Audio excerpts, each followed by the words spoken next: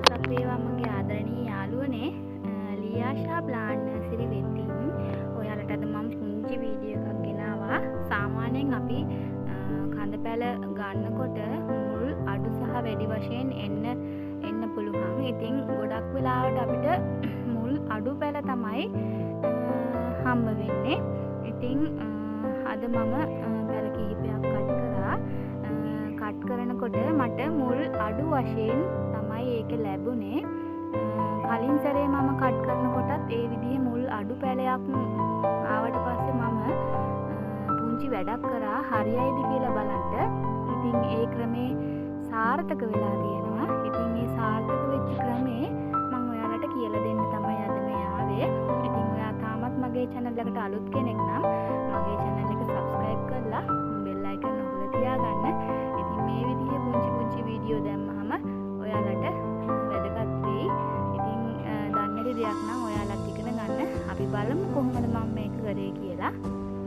ඉතින් යාළුවනේ මෙන්න මේ විදිහේ පැලයක් තමයි මට කට් කරනකොට එක මුලයි මෙතන තිබ්බේ. මේක නම් එක මුලක් හරි තිබුණා. ඒ වුණාට මම කලින් කට් කරපු වෙලේ මුලක්වත් තිබ්බේ නෑ යාළුවනේ.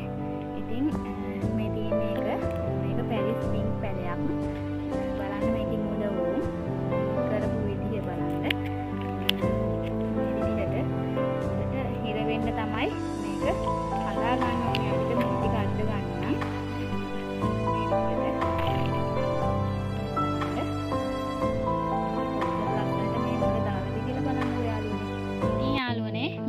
මම ගිය පාර කට් කරගත්තු පැලයක් තමයි. ඒක මේ බලන්න හොඳට මුල් ඇදලා තියෙනවා. ඔයාලට පේනවා.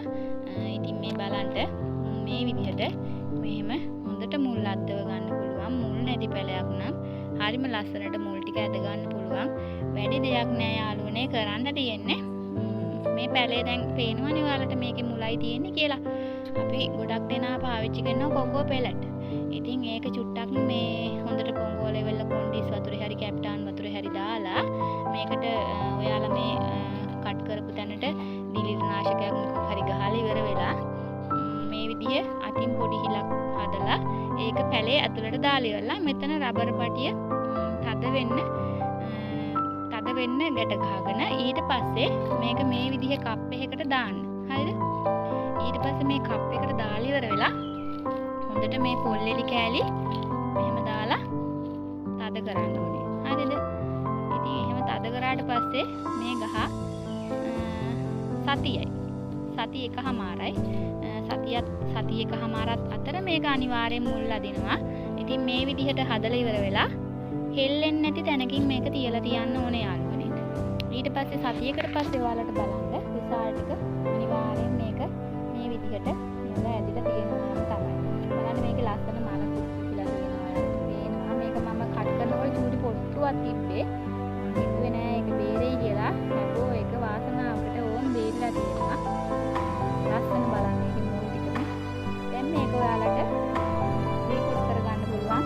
මෙතන මේ රබර් පටිය චූටි කට් එකක් දාලා මේ විදිහට මේක ඉරලා ඉවර වෙලා ඔයාගේ වගා මාර්ගයේ හිටවගෙන මේ පැලේ ලස්සනට හදාගන්න පුළුවන්. ඉතින් මම හිතනවා ඔයාලට මම මේක වැදගත් වුණා කියලා. ඉතින් මේ විදිහේ අලුත් වීඩියෝ ඔයාලට මම අරන් එන්න බලාපොරොත්තු වෙනවා. ඉතින් මගේ channel එක තාමත් ඔයා subscribe කරලා නැත්නම් subscribe කරලා bell icon ඔබලා තියාගන්න. ඉතින් මාත් එක්ක රැඳී සිටියාට ඔයාලට ගොඩාක් ස්තුතියි. නැවත අලුත් වීඩියෝ එකකින් හම්බ වෙමු.